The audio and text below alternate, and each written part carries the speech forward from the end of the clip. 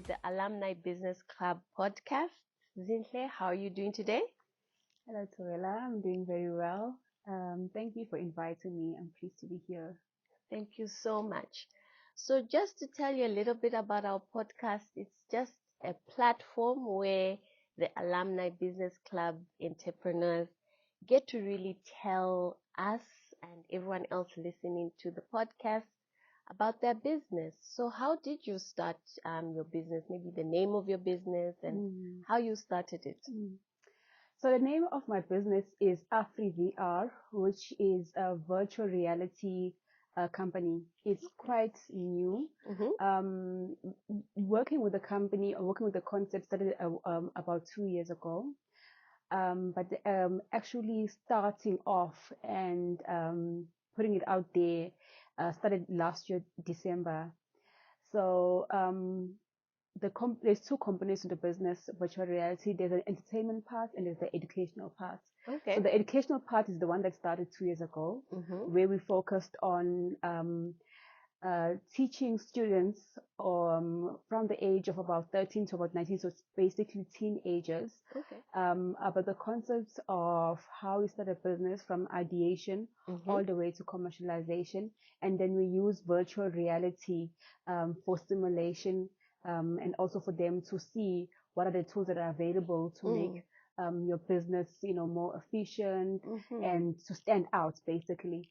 And then the entertainment component came a bit later.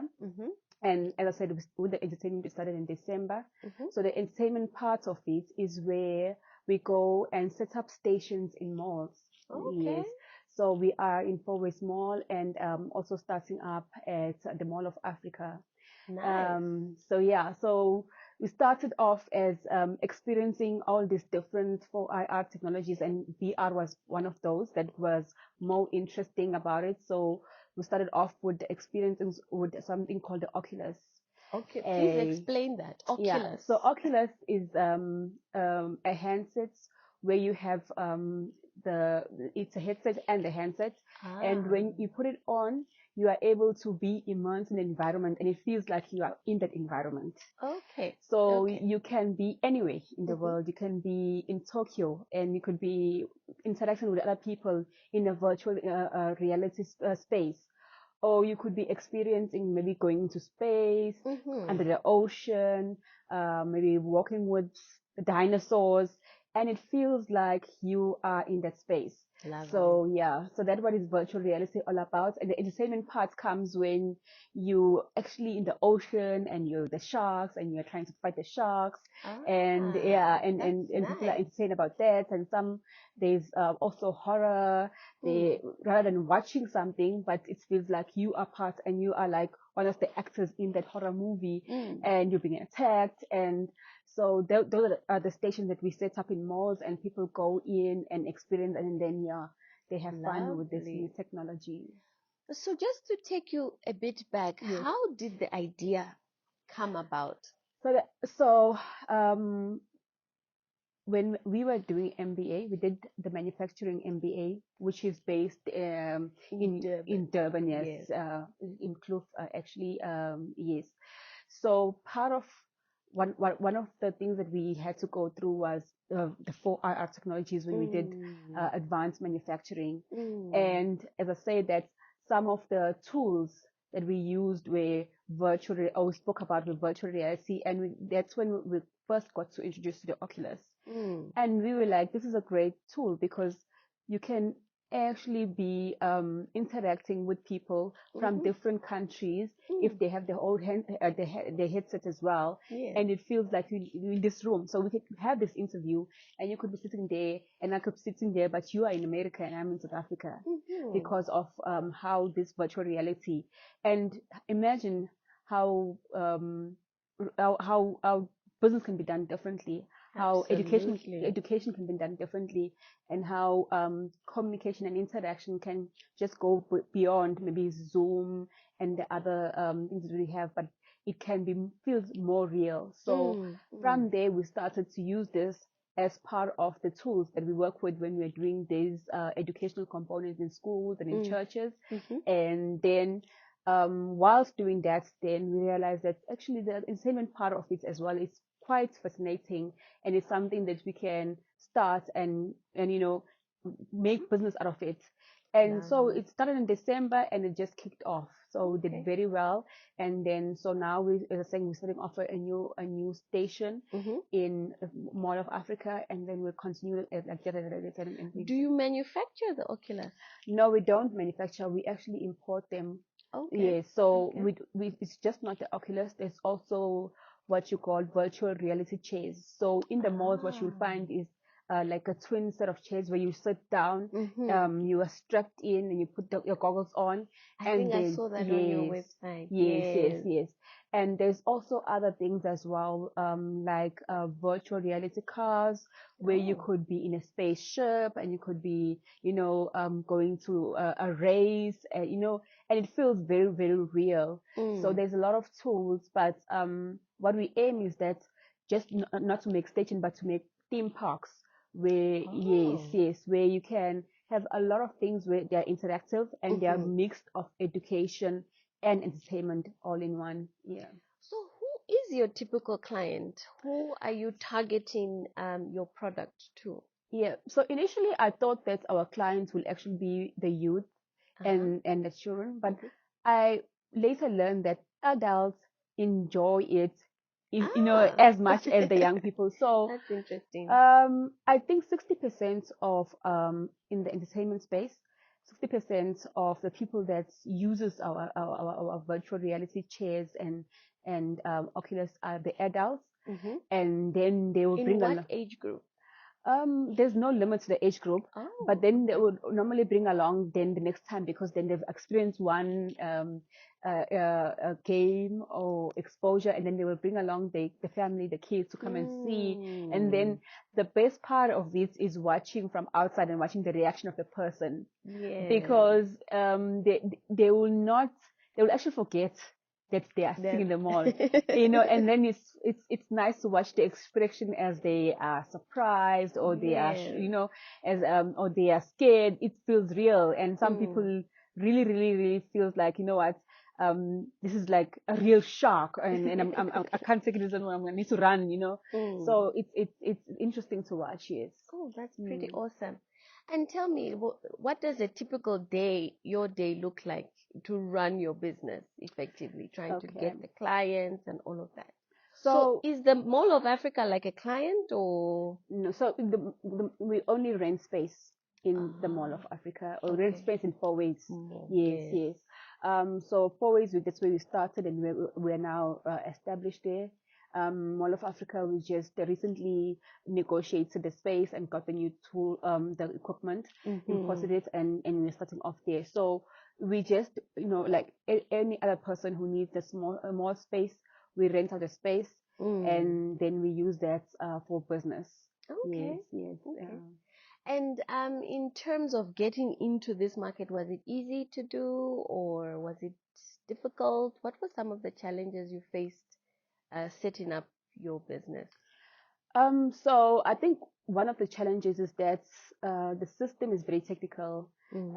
It's basically a computer that's got a lot of softwares, and sometimes with just like any software, you'll find that you have to reload it, and there's you need to just understand a lot about computers, and I'm not in that space, like that's not my specialty. But I've had support from the people that I bought the equipment from, and the good thing about it is that most of the issues that I've had, we've been able to resolve them virtually.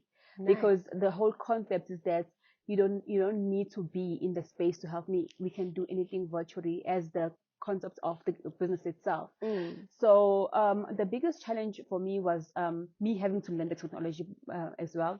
And I work full time, and I started this business as well. So I had to make sure that the timing of it starting was when I was on holiday, so that I can be able to learn the business. And because there's a lot of troubleshooting that needs to take place. Our biggest challenge is the load shedding, because it needs to fail safe. It needs to fail. It needs to if you have like a sudden shutdown, it affects the components, it affects the software, it affects the games, it affects everything. So also now building up a system that's going to protect this equipment. So getting the schedule, getting the surge protectors and all of those things. And I had to just learn, because there's in Joburg there's not much people that are doing this. It's not like I can really go and see and check. So I had to like learn and on so the you're business. a pioneer. Yes. So in Durban there is a person that's doing it, and Okay. they've have it in many of the malls. But here so I've started, and I'm trying to get it to as much malls as possible. So the challenge is as having this business part-time, but also learning a new business and having to master it. And I think the people that need to run it needs to be vibrant and young, Okay. so learning together with the people that I've employed, and having to understand how to attract people, how to convince them, because there are people who want to know what can I get exposed to, what am I paying for, so you need to be able to explain and be able to attract people before they can experience, because only once they've experienced they will come back. But before then, you just need to paint the picture. So yeah. Okay. All right. So I'm assuming as part of your strategies to get more people is through the people that you hire, so that they can explain. They are key. They are key. They can explain, and they need to be very smart in how they do things, because for example, as I'm saying, when someone is in the game, they could be screaming, or they could be laughing, or they could be talking to whoever they see in that space. Yes. And when they do that, they attract an audience. So the staff needs to know when people come here, those are the people that I need to get in the game. So they also need to be able to interact with people very easily. And so I've realized that the greatest value you can get from the business is having the right staff which can interact with people, because people are minding their own business, going to the mall, and you have to grab their attention, get them to do this, and convince them. Yeah. So yeah. And if a corporate would be interested in using your services, do you offer a service like yes, that? so we can hire out the equipment, because if there's a function, it is an entertainment. Yes. So you can hire out the equipment. Okay. But at the moment, as I'm saying, is we are trying to get more equipment in, because it's not easy to move it around, especially if you don't want to move it from the mall to another place. Yes. So the ones that we have are around moving. But we have spoke to people before who want to hire out and have made arrangements. We prefer if you have an event that will take place over a few days, so that you can have enough time to experience. So we do have a fee that we charge over a day, and we do corporate events, and we do other functions as well, so that service is available. Yes. Okay, that's awesome. Yeah. And the type of entertainment that when you're in the Oculus and you've got the equipment on, what are some of, maybe just explain to us some of the entertainment or games that are in the equipment? So there's different types, as I said before. One of the popular ones are like the ocean adventure, because then it exposes you to all the sea life in the ocean. So you get to see the octopus, and they come and they touch you, and you feel sensations. And while you're still enjoying that environment and touching and feeling, because it feels like you can grab and and then you'll find that a whale will come and and do a bit of tricks and bump into you, and you feel that whale hitting on you, and then the next thing, boom, a shark is here, and then people, you can see them changing now. Oh, the shark is about to attack me. And there's a point where you can actually shoot the shark if you want to, so it's quite interactive.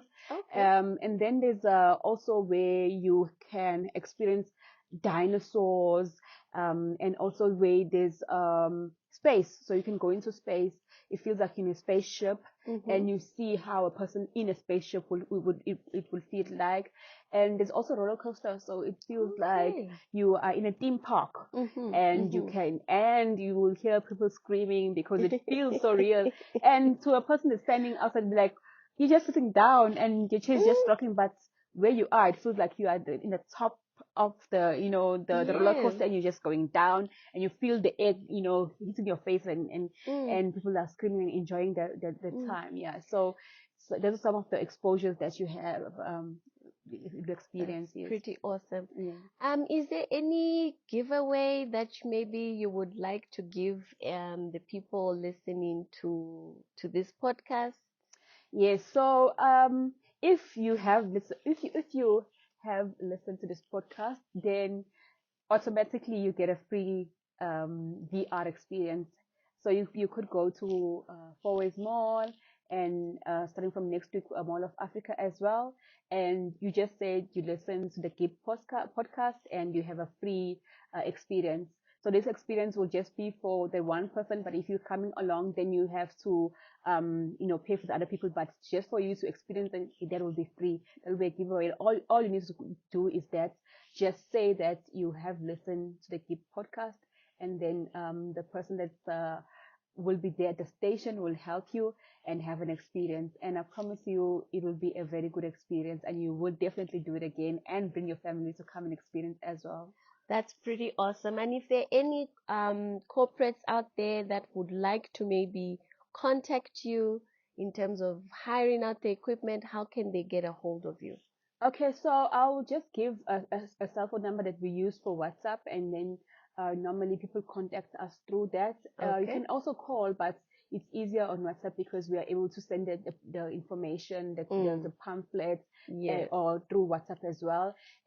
So the number that you can save if you want to hire the equipment is 072 629 0047. I'll repeat the number: 072 629 0047. And you can just send any message on WhatsApp, even if it's just inquiring about it, or even if you want to come with your family, or you want to know more about the giveaway. You just contact us on that number, WhatsApp. But if you feel like it's urgent, you can also call. But yeah, WhatsApp is preferable, because then you can send you a whole lot of like different games and exposure that you can have a look at, and negotiate in terms of how do we price when we are doing events, corporate events and entertainment. Sometimes it's birthday parties or whatever the case may be. Then we can talk about that. I am so inspired by your story, and especially how you, in your MBA journey, actually learned something and actually took it and decided to actually turn it into a business. And you're now actually applying and growing, and even going now and opening up new sites. What is the future for you and your business? So the future is that so I with the suppliers, these as I said, these are not manufactured in South Africa, so they're imported. With the suppliers, we have spoke that with the manufacturers, that I'll be a supplier for in South Africa. So the business is not just about me; it's whoever who wants to set up as well in other spaces. So how it works there is that they look at the radius where the person is actually stationed, and if it's not within that radius, then you can also set up your own business. So even if you want to interested in starting your own theme park, you can still contact me to be able to help you get the equipment, get it shipped in, and do the setup, and probably understand the business much better now. With the experience that I have, I can help you with all of those things. Yes, but also the educational part of it, doing the theme parks. I have a partner that I work with, and we have a program that we go and do in schools and expose people to the educational part of it. Because, for example, if someone has wants to know how does it feel to be a pilot, they just want to see if I need to fly, how does it feel like? They can go into this environment and be taught how to learn this skill. So obviously it doesn't give you a license, but it gives you an exposure. So how does it feel to go into space? It's an educational component. So science, history, and different kind of things that need you to see them and experience them in a more realistic environment or reality. That is the component that we want to take into schools and expose, especially those people that haven't had exposure to computers or these type of technologies.